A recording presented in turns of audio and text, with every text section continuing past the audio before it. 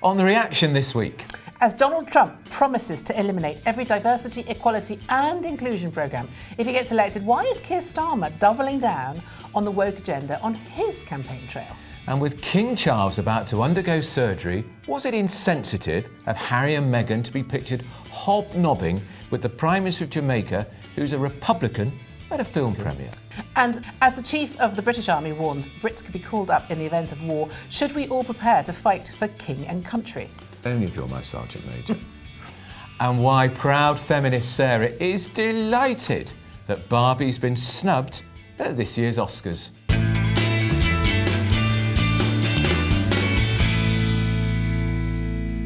Hello and welcome to The Reaction with me, Sarah Vine. And me, Andrew Pearce. We're going to be here every Wednesday on the Daily Mail's YouTube channel, so make sure you like and subscribe so you never miss an episode.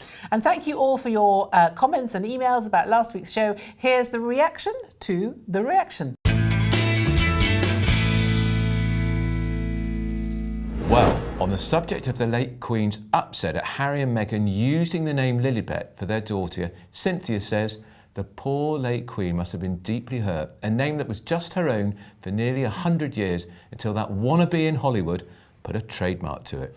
And Gaynor agrees, if nothing else, it was a gross invasion of the Queen's privacy.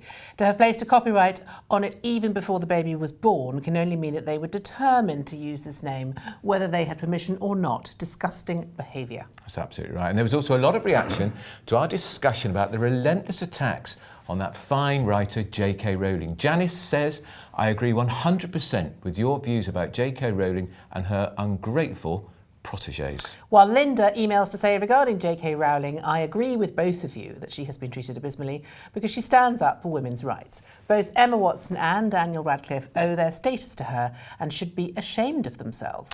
Quite right too. Now, thank you for all your emails and comments. Keep them coming. We read them all and we'll be featuring the best each week. But let's kick off with this week's political reaction.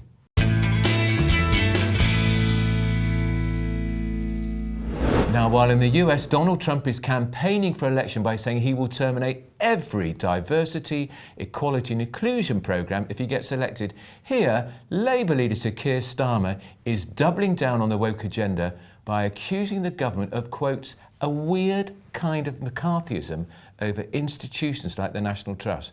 Well, Sarah, you read about this in your column today. You're not very happy with him, and I'm, for once, 100% agreeing with you. Well, the thing is, it's very interesting. There are lots of interesting parallels at the moment between America and the US. So America got rid of Donald Trump and replaced him with the wokest woke man in the history of woke people, who also really can't even remember his name, Joe Biden.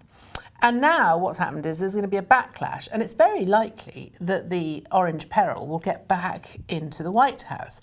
Over here, we've had 13 years of sort of fairly robust Tory rule, and now we're about to, well, if the polls are correct, we're about to elect Keir Starmer, who has gone on this sort of pro-woke sort of campaign, which I think is really weird, because I don't know about you, but I think woke is actually really divisive. And for him to accuse the Tories of McCarthyism is also really strange, because what is McCarthyism? McCarthyism was persecution of people who were thought to be communists in post-war America. And it involved basically cancelling people. And it also involved twisting their motives and their behaviour to suit a certain political agenda. And if that is what woke is. It's misinterpreting people's words or actions and saying, you know, they're not, you know, they go against our political principles. And but the main thing is, and the thing that really annoys me, is that what I think Britain really needs at the moment, if we are going to have a change of government, which we are, is someone who can unite everybody. There's been far too much division. I mean, it started obviously with Brexit, and it's carried on, and everything's become really polarised, and polarised politics is useless politics because nothing ever gets done.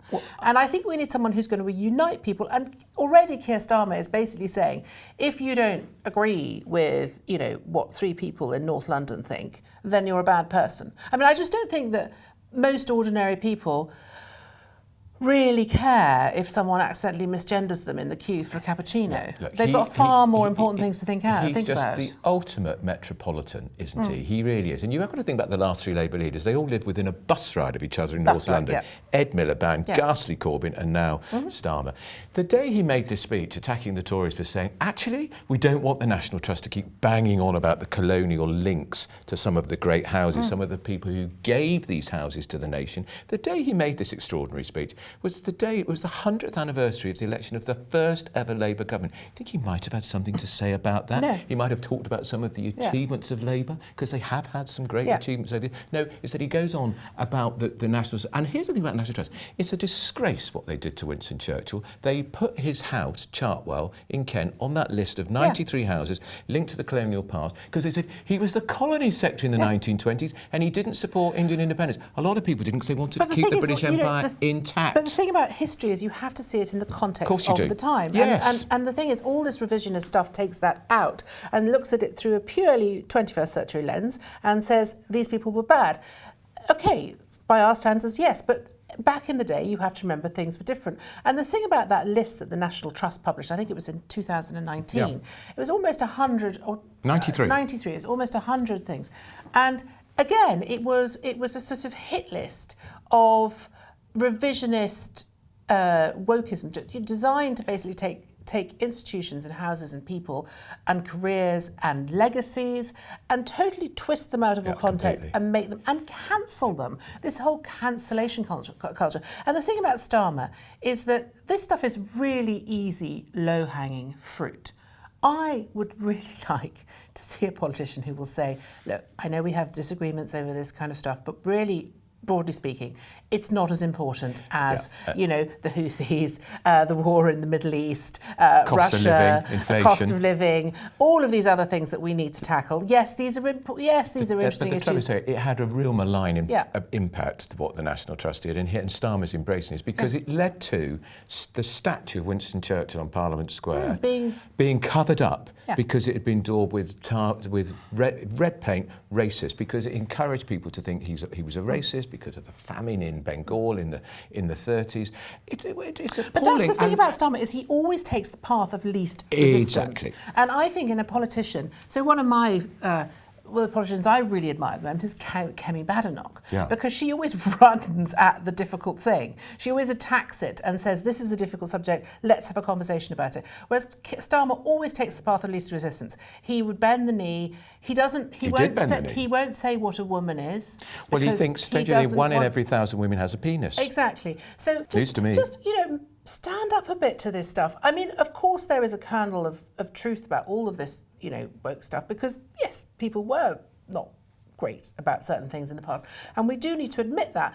But there's no need to sort of be a completely as I said in my column, I compare him as if Donald Trump is a sort of, quarter pounder with extra cheese, then Keir Starmer is a vegan sausage roll. And that's the thing, is that I would say personally, I think Trump is slightly too strong meat for my liking. I know you like him, but really, honestly, he is the last sausage in Greggs. But listen, Starmer is a vegan sausage roll implies too much substance. I'm afraid Keir Starmer is a vegan sausage on a stick, a mini one, whereas Trump is the full pounder for a carnivore like me, and he's going to win the next election, and he's going to sort out all this wokery and the whole of the United States. He's going to ban it all, and if the Tories did that here, do you know what? Their ratings might go up in the polls. But I'm a little bit worried, though, because the thing is, we have this special relationship with America. They're our sort of closest ally, and we didn't get a trade deal. And so when Biden came in, this is Kemi Badenoch said this week that when Biden came in, he made it very clear he didn't want to do a trade deal with the UK, presumably because he didn't want to work with a Conservative government. No, quite. If it was a Labour government, presumably he would work with them. But now we're going to be going in the other direction. If we get Trump, we'll still be in the same situation. I would hope that Trump, being a sort of businessman, and we have seen before with Trump that he will do business with quite difficult people. Like he went and met the Koreans, didn't he? The North Koreans. Yeah. So maybe he will get past all that, and even if we do have a Labour government, he will set up some trade deals with us. But what I just this idea that that America and Britain are going to be travelling in different directions, I don't think that's good for anyone. No, and we are certainly travelling in different directions now, although, of course, Rishi is backing Biden over taking on the Houthis in the Red Sea. Yeah. Much good it's doing us in terms of a trade deal. So do you agree with Sarah that if Trump is a triple quarter pounder with extra cheese, then Starmer is a vegan sausage roll? Or do you agree with me? No, he's a vegan sausage on a stick. Or even one of those cheese and pineapple sticks. Do you remember them? Oh, God, no. Awful. Yeah, awful. Very, very 1970s kids. Let us know your thoughts. Showing your age. I'm showing my age. Reaction at dailymail.co.uk, or please comment below.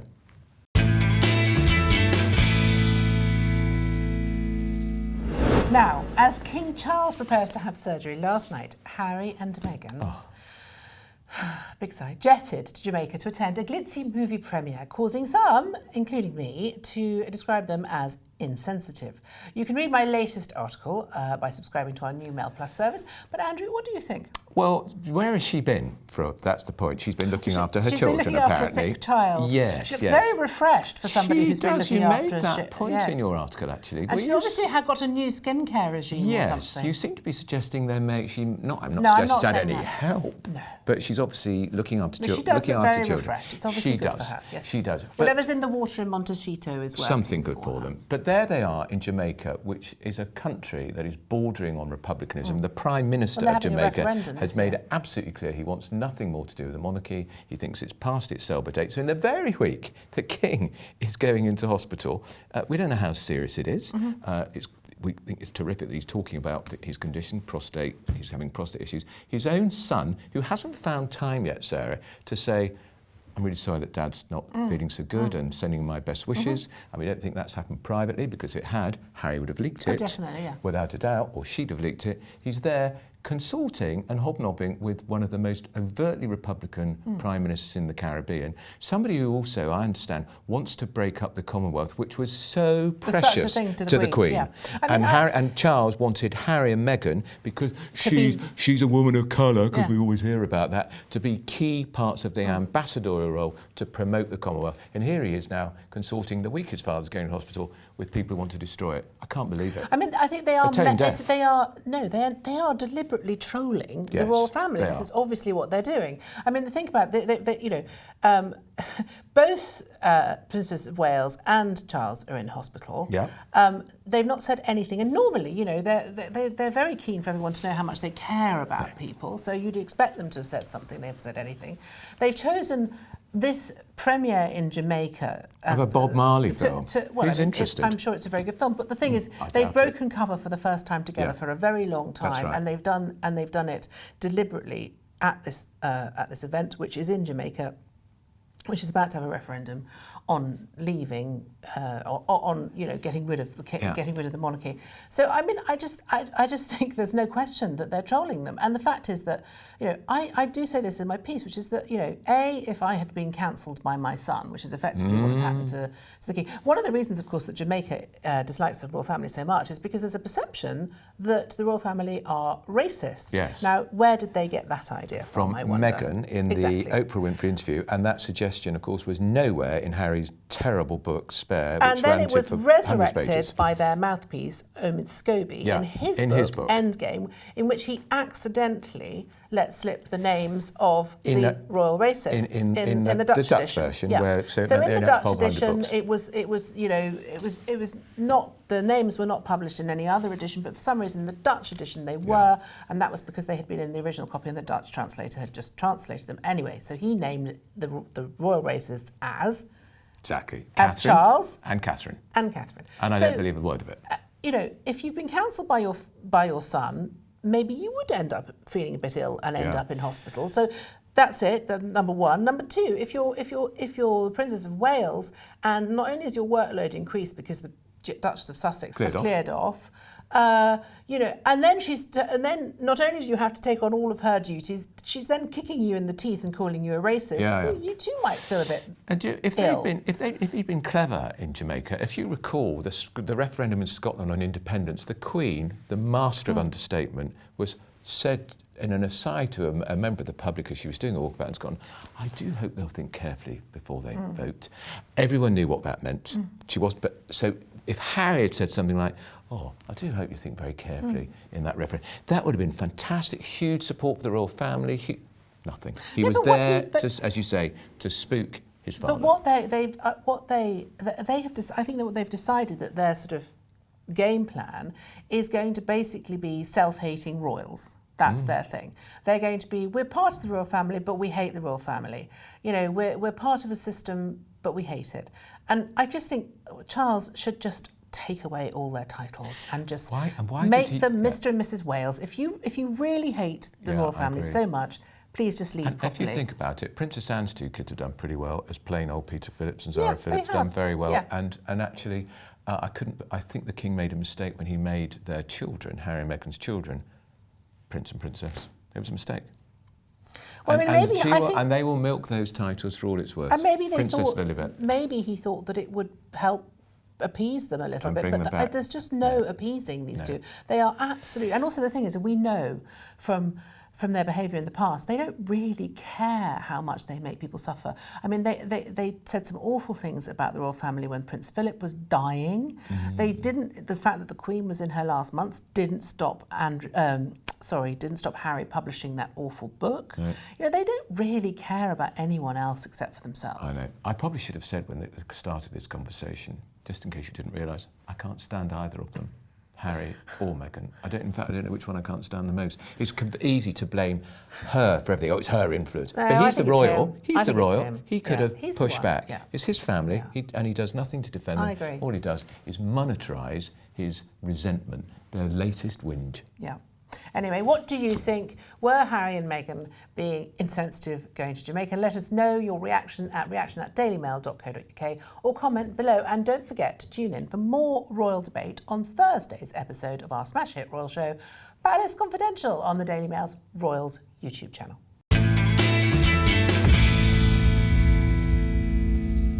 So here's a question for you. How would you feel if your son or daughter, or indeed yourself, were called up to fight for king and country in the event of a war with Russia? Well, that's what British Army Chief General Sir Patrick Sanders says in a big speech today, because he says our military is now too small to handle conflict on its own. Not me, Gov. Not me, Gov. Well, even if you were my Sergeant Major, not me, Gov. I have to say, I remember thinking about this when Russia invaded Ukraine and seeing all the Ukrainians just being so incredibly sort of gung-ho and brave and just thinking, I'm not really sure the Brits would be able to respond like this. I mean, I have to say, I once sat next to Sir Mike Jackson. Oh, yeah. Who was... Very distinguished army. Was the man in charge of the army before the last man in charge of the army. Who drinks a lot of whiskey. That helps. That would explain that very manly kind of way. Voice. Anyway, I said to him, and this was years and years ago, and I said to him, I think we should bring back national service in this country because I think that we have a lot of young people who are a little bit lost, and I think a stint in the army would, you know, maybe help them learn some discipline and also teach them how to make their bed, which would be quite a good thing. Yeah. And he was furious. He said, "No, we don't want them. No way. Don't even. No, that would be the worst possible thing." Because he doesn't want feckless teenagers. He said the last thing we want to be doing is babysitting a load of feral teens. And I could see that point of view, but this seems to be a complete change of tack. Yeah. Well, what the general is really doing, he's saying he's trying to embarrass the government because the army's been cut to 70,000. We had more troops in the time of the Crimean War. Perhaps we should bring back the horses and have the charge of the Light Brigade. But I have a lot of sympathy for the idea of national service. It's in 7 different European countries, and in Israel they're able to defend themselves very easily because they've got national service. But also, it's you know, I've got teenagers myself, and they, especially the boys, they go through this sort of really, you know, sort of indescribably awful phase between the ages of sort of 16 and sort of 19 or 20, where they get very sort of undisciplined. And actually, I think for some it would be quite a good thing because it would give them, you know, you have to be fit to be in the army, which is a good thing. You have to be disciplined to be in the army. You have to get up early. You can't stay up all night. You can't stay up all night playing, you know, Fortnite and then get up at 2 o'clock in the afternoon. So I think there's a sort of element there of it teaches you to be and here's the other thing, Sarah. Human. There's a lot of young men in our inner cities who are in gangs and use knives. We've got a knife crime epidemic in this country. Often it's the absence of a father figure. If they're doing a year in the armed forces, they have the authority figure. It's the sergeant major, it's the lance corporal. It would teach them to, and actually they know how to behave with a knife and behave with a gun. Well, and that's also, a serious I think they'd point. understand a little bit better about what the damage. these weapons are and what the damage it that they does. can do. And I think kids often join gangs because they find in them that camaraderie that they lack, maybe at home or whatever. It would teach them respect, Sarah, too, and but respect you for could the channel it country. into something positive in the army. But I mean, as Sir Michael Jackson said all those years ago, it would be a big ask of the army. Can you imagine how your son is going to react if you say, by the way, you're being enlisted into the army for a year? I think it would be really good for him. How would he react?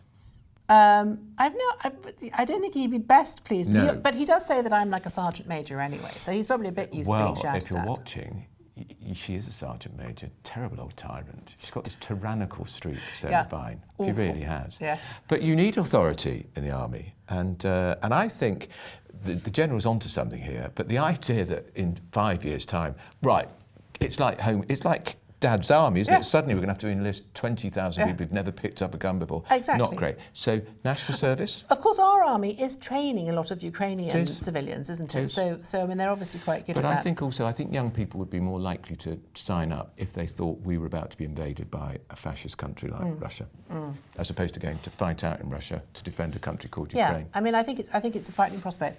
And of course, we haven't really had anything like that since the end of the Second World War. Well, I don't know. We My grandfather was a lieutenant colonel, so I come from a military family. Oh, right. Yes, probably explains all the shouting. Yeah, there's a lot of shouting, Sarah. Although I wouldn't survive for 2 seconds on the front because I'm as blind as a bat. Well, of course, also it would involve girls, women. Would be involved we'd have because, to go as well. Yeah, absolutely, definitely. Yeah, are you blind as a bat? Really, really short-sighted. She's making her excuses I am already for really not signing up to the military. short-sighted, and I get terrible shin splints if I run because I'm flat-footed. Right, too much detail. I could be in that. Maybe I could be in the kind of intelligence corps. No, assuming it I have requires any intelligence. I don't have no, intelligence. you could be in the administrative corps. You could do the typing and shorthand. Very good for you. So, would you be happy to sign up? What about your children or grandchildren? Would you want them to sign up for your son or daughter to be conscripted? Because I think this is a story, an idea that's going to run a little. Let us know. Reaction at dailymail.co.uk or comment below. And do you think Sarah Vine would make a very good sergeant major? I think she already is. So, the Oscar nominations are out, and there has been a huge reaction to the fact that that stupid movie, what's it called again? Barbie, didn't get any nominations. I'm delighted because I thought it was absolutely rubbish. It was all right, wasn't it? No, it was awful. Too woke? Well, it was too long.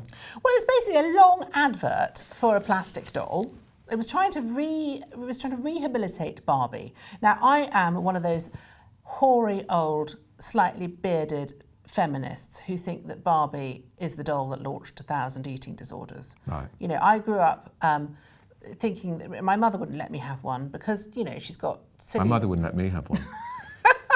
I had to have Action Man. Why? Did you? Oh my God, that's awful. Yeah, I had to have Action Man. Were you very traumatised? I liked Troy from Stingray, actually. Did you like Troy from Stingray? I did. Well, anyway, I wasn't allowed a Barbie because they were symbols of, patriarchal oppression, and I'm afraid you'll never convince me otherwise. Right. But, of course, Ken got nominated for the Oscar. Yes. Well, which in itself is a kind of act of mad patriarchal sexism, isn't it? Well, it's turned it on its upside. Yes. But I'm glad he's been nominated for the Oscar. I'm sad for Margot Robbie because she's a great actress. She's a really good actress. I thought the film was too long, but I quite enjoyed it, and I'm disappointed she hasn't been nominated. OK, well, fine, I'm not. And actually, the film that's been nominated for a lot of Oscars... Oppenheimer. Oh, my God. I know. 3 hours. I lost the will to live after an hour. I haven't seen it, but I did watch Napoleon, which is the Ridley Scott one. Starring Joaquin Phoenix, and I just don't understand how something directed by Ridley Scott and starring Joaquin Phoenix could be so bad. I also didn't realise that apparently Napoleon was American. Yes, and also has an American accent, and also about 6'3" tall, because I thought he was a short, squat, tubby little that Frenchman. is a terrible film. I think that's worse than Oppenheimer. Yeah, and I didn't think much of Josephine either. she was all right. She was all right. But the one that I think will get a lot of prizes is Poor Things, which I have to say, I looked at the trailer and I thought, oh, this looks great. This is going to be a sort of modern take on Frankenstein with a little bit of My Fair Lady thrown in. So I went to see it in Manchester with my daughter and her boyfriend. Oh, dear. And I can't tell you, it's got so much really, really graphic sex in it. Quite a lot of it's gay sex too. Really graphic sex. And it's really quite an uncomfortable film. Well, I mean, I would say a very uncomfortable film. Don't go and see it with your teenage daughter. That's all I would say. Mum or dad, yeah, I think that's very... I don't have children. Worse than Saltburn. Worse than Saltburn. Oh, worse yeah, because than Saltburn. Look, did you sort of find yourself hiding metaphorically behind you? I watched Saltburn with my children at Christmas. Oh, no. My son is still traumatised. Too much sex? Yes. Why is there so much sex? Why is there so much sex in this? I don't know. The weird thing about the Poor Things thing is it's meant to be a sort of satirical take on the sort of male gaze, and then it's just soft. It's just porn. I mean, it's just everything the male gaze love. So I'm a bit confused by that. Emma Stone, who's the lead, she is really good in it. It's just there's an awful lot. Well, I mean, do you think actually, despite your horror of watching it with your children, if you hadn't watched it with your children, you might have enjoyed it more. But do you think it could win? I think it should win. I think it definitely will. It's quite an uncomfortable film, but it's meant to be uncomfortable. And Emma Stone is really very brilliant. good. Yeah, she is really good in it. Absolutely. And it'd be just so nice to have a Best Actress nomination that doesn't include Olivia Colman, because I don't know about you, but I'm sick to death of Olivia Colman. Can she not be in any more films for 5 years? Talk about overexposed. What I don't understand about the Barbie film is I don't really understand why it's on the list, and I think had it not been for the writer's strike, I think you're right. I think it probably wouldn't have been. No. It's quite a thin list this year. It is. Well, there was a writer's strike for a very long time, and I suspect if Trump wins, they'll go on strike again. Yeah, I'm sure they will. Do you think I'm right, or should Barbie have done better at the Oscar nominations? Let us know by emailing reaction@dailymail.co.uk or comment below.